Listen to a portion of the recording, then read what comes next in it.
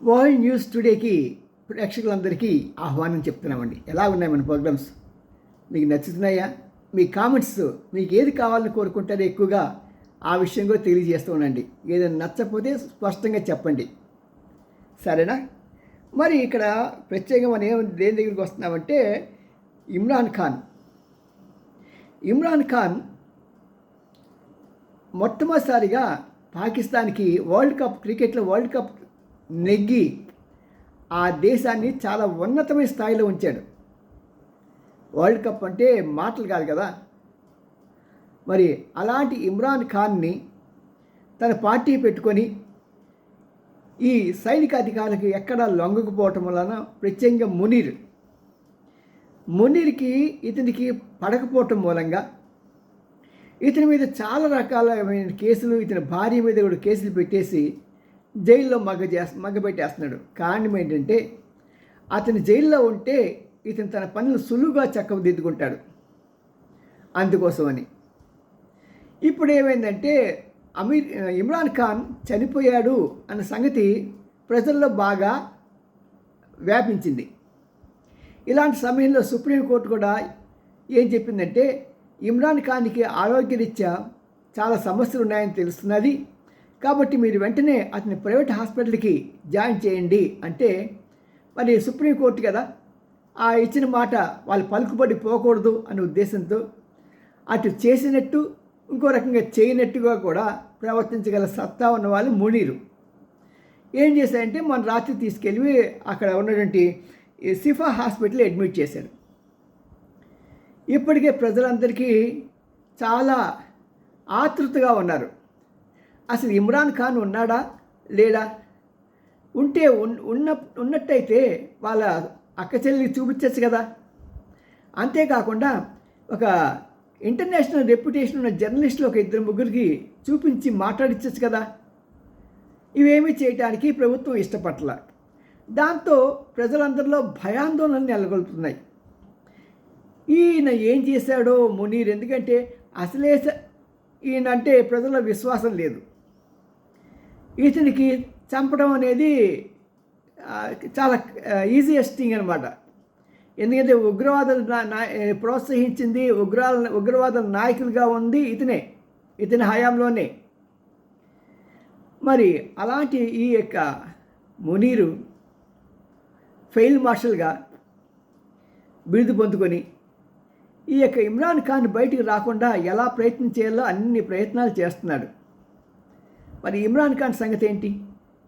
ప్రజలు ఏం నమ్ముతున్నారంటే, అంటే కొద్దిగా తెలివి ఉన్న వాళ్ళంతా కూడా ఇమ్రాన్ ఖాన్ పర్సనాలిటీ కొద్ది పోలికలు ఉన్న వ్యక్తిని బట్టలు వేసేసి అతనే ఇమ్రాన్ ఖాన్ అని మమ్మల్ని మభ్యపెడుతున్నారు అనేది బలమైన వాదన ప్రజల్లో ఉంది. అంత అనారోగ్యంగా ఉన్న వ్యక్తి 24 అవర్స్లో సెట్ చేసేస్తారా హాస్పిటల్స్ వాళ్ళు అనేది మరొక వాదన. మరి ఇలాంటి తర్కానికి నిలిచే వాదనలు ఉండగా ప్రభుత్వం వాటిని ఎక్కడ ఖండం చేయట్లా. తాను చేయాల్సిన చేస్తూనే ఉంది, చేసుకుంటూ పోతూనే ఉంది. అది పరిస్థితి. మరి ఇలాంటి పరిస్థితుల్లో ప్రజలు తిరగబడితే మరి తిరగబడడానికి అవకాశం ఉంది కదా. అందుకోసం వీళ్ళని ప్రోత్సహించాలనే ఉద్దేశంతోనే అక్కడ ఉన్న కొన్ని శక్తులు వీళ్ళకి మేము సపోర్ట్ చేస్తాము అని అంటున్నాయి. టైగర్ ఫక్త్ పార్టీలు ఉన్నాయి కదా. ఖైబర్ పఖ్తూన్ఖవాలోని ఒక సీఎం ప్రాంతంలోని ఒక చీఫ్ మినిస్టర్, నేను ఈ విషయమే పోరాడతాను, మీకేం భయం, నేను మీతో ఉంటాను అండగా అని చెప్తున్నారు. ఎందుకంటే ఎవరికి వాళ్ళ రాజకీయ అవసరాలు ఉంటాయి. ఆ అవసరాల్లో భాగమే తప్పించి ఎవరి మీద ప్రేమ ఉండదు. రాజకీయాల్లో ఎవరికి మీద ప్రేమ ఉండదు. ఎవరు శాశ్వతమైన మిత్రులు కాదు, ఎవరు శాశ్వతమైన శత్రువులు కాదు. చంద్రబాబు గారు కాంగ్రెస్ ఒకప్పుడు శత్రువులు. మోడీ గారి మీద కోపం వచ్చినది ఈయన వెళ్ళి కాంగ్రెస్లో కలిసిపోవాలా, అక్కడ ప్రచారాలు చేయాలా. మరి ఆ తెలుగుదేశం పార్టీ ఏంటిది? కాంగ్రెస్ వ్యతిరేకంగా పుట్టిన పార్టీ కదా, ఎన్టీ రామారావు స్థాపించింది. అంతే. ఇంకా ముందు చరిత్రలోకి వెళ్తే అప్పుడు రెండు పోటీలు, కాంగ్రెస్ కమ్యూనిస్టులు. మరి ఆ కమ్యూనిస్టులతో కూడా ఎన్టీఆర్ రామారావు కలిసిపోయాడు ఒక వర్గంతో.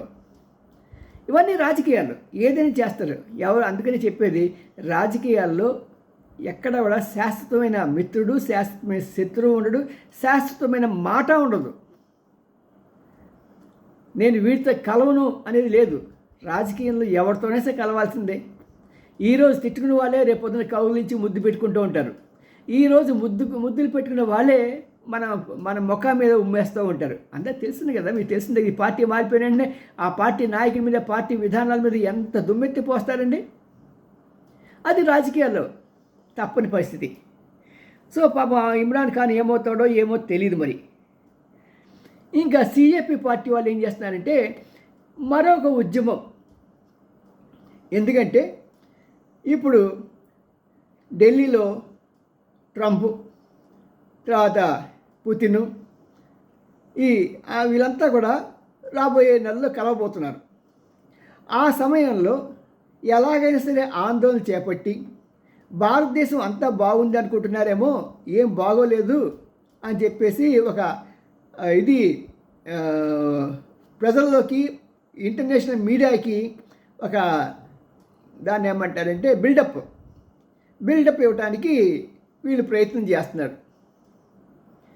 ఏమంటారైనా ఎలాగైనా సరే ఈ యొక్క చిన్న పల్లెటూరులో ఉన్న స్కూల్ దగ్గరికి వెళ్ళి, ఆ టౌన్లో ఉన్న స్కూల్స్కే సరైన ఎమ్యూనిటీస్ లేవు. ఇంత పెద్ద దేశంలో 140 కోట్ల మంది ఇప్పుడున్న ప్రజలకి సర్వ్ చేయాలంటే పాపం కింద మీద పడి బాగానే చేస్తున్నారు. It is not that worse, but suddenly it is worst.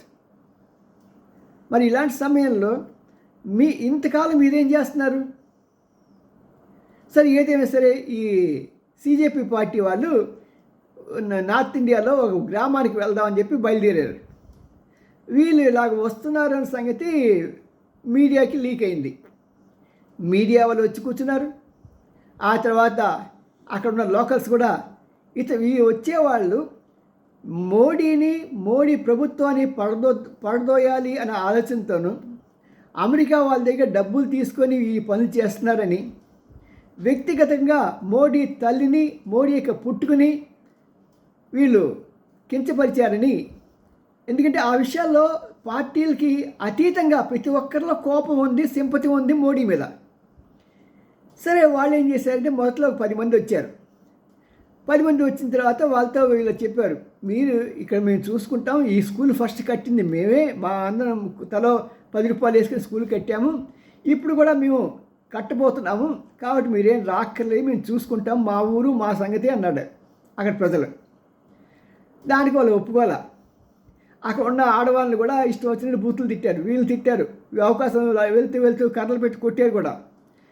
సరే, మాట పెరిగింది. వాళ్ళు పారిపోయారు. పారిపోయిన తర్వాత 200 మందిని వేసుకొచ్చారు. మరి ఎక్కడి నుంచి వేసుకొచ్చారో ఆ 200 మంది కలిసి వీళ్ళు వస్తున్న సంగతి తెలిసిన తర్వాత వీళ్ళు గ్రామం బయటే అటకాయించడానికి ప్రయత్నం చేశారు, కానీ లోపలికి వచ్చేసారు. మంది ఎక్కువ కదా, లాఠీ డీవీ పట్టుకొని. వాళ్ళు మటుకు వాళ్ళే కార్లు విరగొట్టుకొని ఆ దెబ్బలు తగిలించుకొని, ఇగో చూడండి మీకు వస్తా అంటే మమ్మల్ని ఎలా కొట్టారో చూడండి అని చెప్పి మీడియాకి వాళ్ళు ఫోజులు ఇస్తున్నారు. ఇది ఒక ఎత్తి అయితే, మరి రాహుల్ ఉన్నారు కదా, రాహుల్ నేను మాత్రం తేరగా ఉన్నానా, ఖాళీ కూర్చుంటానా, నేను పార్లమెంట్ సమావేశాలు అయిపోయిన వెంటనే వెళ్ళిపోదాం అనుకున్నా, కానీ మరి డబ్బులు తీసుకున్నా కాబట్టి దానికి వృత్తి ధర్మం పనిచేయాల్సి వస్తుంది కాబట్టి నేను వాళ్ళకి న్యాయం చేకూర్చాలనే ఉద్దేశంతో పార్లమెంట్ పోలీస్ స్టేషన్లో ఉంది, పార్లమెంట్ స్ట్రీట్లో.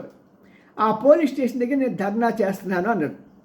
ఎందుకు చేస్తున్నావయ్యా అని అడిగితే, ఇదిగో కుర్రవాడికి ఆ రోజున ఈ పిల్లెట్ బాంబుతో పిలిస్తే ఆ దెబ్బలు తగిలాయి, ఇదిగోండి అతను అని చెప్పి అతను చూపించడానికి అక్కడ పక్కన ఒక కుర్చీ వేసి పైన టోపీ ఒకటి పెట్టి చూపిస్తుంటే అక్కడ చుట్టుపక్కల ఉన్న పత్రికా విలేకరులు, ప్రజలు అంతా కూడా ఓకేనయ్యా, మీరు ఒకలో ఇద్దరినే పట్టుకొచ్చి చూశారు, 250 మంది ఈ యొక్క పోలీసుల వాళ్ళకి, మీ సిఆర్పిఎఫ్ వాళ్ళకి అందరు దెబ్బలు తగిలాయి కదా, వాళ్ళ సంగతి నువ్వు మాట్లాడవేంటి అని గట్టిగా ఎంత అరిచినా సరే చెవిటి వాడి ముందు శంఖ ఊదినట్టుగా వాడిని పట్టించుకోవాలి. అది రాహుల్ గాంధీ యొక్క మనస్తత్వం. తను ఏది చెప్పాలనుకుంటాడో అదే చెప్తాడు, కానీ ఏది చేద్దాం అనుకుంటాడో అదే చేస్తాడు, కానీ పక్కవాడి మాట అసలు వినే ప్రసక్తే లేదు. అప్పటికీ అతను వాళ్ళ ప్రజలంతా కూడా గొడవ పెడుతున్నారు.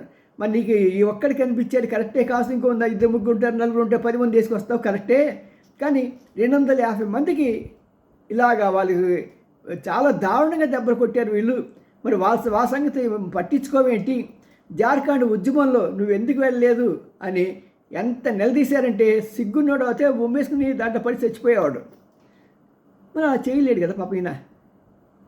సో అలాగా మరి ఈ యొక్క మన మన గుడ్డోడు తను ఖాళీగా లేకుండా తను కూడా లైమ్ లైట్లో ఉండాలి, పేపర్లో తన పేరు రావాలి, రావాల్సిన చోటు నుంచి డబ్బులు రావాలనే ఉద్దేశంతో అతని వేషాలు అతనివి. సరే, ఇంకా మనకి చివరికి మనం ఏం మాట్లాడుకుందాం. ఇంకా ఇప్పుడు రష్యాకి మన సంగతి తెలిసిందే కదా. బ్రిటన్ నుంచి సుమారు 2 పడవల నిండా కూడా డ్రోన్లు, ఇతర ఈ ఆయుధాలన్నీ కూడా ఉక్రెయిన్కి ఇస్తుంటే కడుపు రగిలిపోతున్నది రష్యాకి. ఇక్కడ ఇది ఎలాగుందో అలాగే మరి భారతదేశం మీద దండయాత్ర చేస్తాడో ఏమో తెలియదు, కానీ పాకిస్తాన్కి ఒక పక్క చైనా నుంచి మరో పక్క టర్కీ నుంచి 2 రోజులుగా విమానాలతో భారీ ఎత్తున అసలు ఎయిర్పోర్ట్లో ట్రాఫిక్ జామ్ అయ్యే అంత విపరీతంగా విమానాలతో వచ్చి ఆయుధాలు అక్కడ పాకిస్తాన్కి ఇవ్వటం జరిగింది. మరి ఈ ఆయుధాలన్నీ ఏం చేసుకుంటాడు? అమ్ముకుంటాడా? అమ్ముకుంటాడు, కానీ ప్రస్తుతానికి అమ్ముకోడు. ఏదో రకంగా భారతదేశాన్ని వాళ్ళు దెబ్బతీయాలి. ఎందుకంటే భారతదేశం ఎదుగుతుంటే చైనాకి కడుపు మంటగా ఉంటుంది. వాడు డైరెక్ట్గా మన మీద కొట్టలే యుద్ధాన్ని రాడు. ఎందుకంటే మన మీదకి యుద్ధానికి వస్తే వాడు బాంబు వేస్తాడు, మనం వేస్తాం. ఈ 2 దేశాలు పోతాయి. ప్లస్ వాడి యొక్క జీడిపి పడిపోతుంది, మన జీడిపి పడిపోతుంది. అందుకని చెప్పి వాడు తప్పించుకొని వాడు డైరెక్ట్గా యుద్ధం చేయకుండా, వాళ్ళ కుక్కలు ఉంటాయి కదా పాకిస్తాన్ లాంటివి, ఆ కుక్కల చేత యుద్ధం చేద్దామని చెప్పేసి అతను అటుపక్క టర్కీ, ఇటుపక్క చైనా వాళ్ళకి దేశం నిండా ఆయుధాగారం నిండా ఆయుధాలతో నింపేశారు. మరి ఏమవుతుందో ఏమో. దేశం చాలా క్లిష్ట సమయంలో ఉంది. అందరూ జాగ్రత్తగా ఉండండి. చాలామంది చెప్పడం ప్రకారం ఏంటంటే గోల్డ్ త్వరలోనే 2 లక్షల రూపాయలు చేరుతుంది 10 గ్రాములని. ఇంకా కొంతమంది చెప్పేది అంటే మీరు అంత డబ్బులు బ్యాంకులో పెట్టుకోకండి, కనీసం ఒక 70% క్యాష్ మీ దగ్గర పెట్టుకోండి అని చెప్తున్నారు. ఎందుకు చెప్తున్నారో నాకు తెలియదు, కానీ ఒక 70% కాకపోయినా కనీసం 60-50% క్యాష్ మీ దగ్గర ఉంచుకోండి. ఇంకా మీ దగ్గర ఇతరత్ర ఏమైనా ఆస్తుపాస్తులు ఉంటే అవన్నీ కూడా, అంటే షేర్లు కానీ అవి కానీ షేర్ మార్కెట్ పడిపోవడానికి కొద్దిగా అవకాశం ఉంది. ఎందుకంటే 2 నెలల్లో గోల్డ్ బాగా పెరిగినప్పుడు షేర్ మార్కెట్ పతనం అవుతుంది ఆటోమేటిక్గానే. మరి ఆ సమయంలో అంటే అలానే పెరగదాన్ని పెరుగుతుంది, ఇది చిన్న జంప్ అనమాట. మరి ఇలాంటి సమయంలో ఈ యుద్ధం కనుక ఇంకా ముదిరితే ప్రతి ఒక్కరి దగ్గర బంగారం ఉండాలి, హార్డ్ క్యాష్ ఉండాలి, ఇంట్లో ఫుడ్ నిల్వలు కనీసం 3-4 నెలల వరకు ఉండే విధంగా ఎవరికి వాళ్ళు స్టాక్ చేయండి. ఎందుకంటే ఇలా అని చెప్పి ఎవరు చెప్పరు చేస్తే, ఎందుకంటే ఎవరికి వాళ్ళు తొందరపడిపోయి స్టాక్ చేశారంటే ఎప్పుడో రావాల్సిన కొరత ఎప్పుడో వస్తుందని. బట్ మా ప్రేక్షకులంటే నాకు అభిమానం, నేను చెప్పకుండా ఉండలేను. సియోమయ్యన్ రామ్జీ. మరి ఇవన్నీ కూడా ఇంటర్నేషనల్ న్యూస్. మరి మీకు నచ్చిందా? మీ కామెంట్స్ చెప్పండి.